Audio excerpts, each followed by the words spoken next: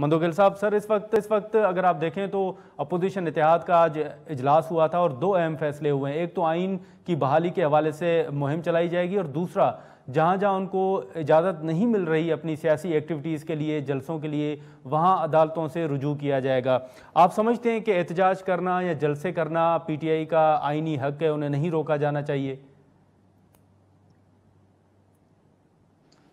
جی بالکل، fundamental rights ہے آئین کے آرٹیکل 8 سے لے کے 28 تک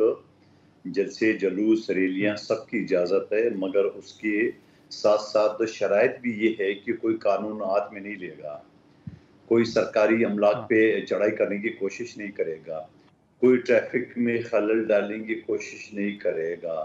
کوئی سرکاری املاک کو نقصان نہیں پہنچائے گا۔ تو یہ اگر ساری کنڈیشن جو کہ ماضی میں پی ٹی آئی نے تہس نہس کر دی ہے، ساری چیزوں کی وائلیشن کی ہے، تو اگر یہ پاسداری کرتے ہیں تو یقیناً ان کو موقع ملنا چاہیے۔ اور پہلے بھی یہ چمن میں بھی یہ اجلاس کر چکا ہے، جلسہ کر چکا ہے، پیشی میں بھی کر چکا ہے، مولانا فضل الرحمان صاحب نے کراچی میں بھی کر دیا ہے۔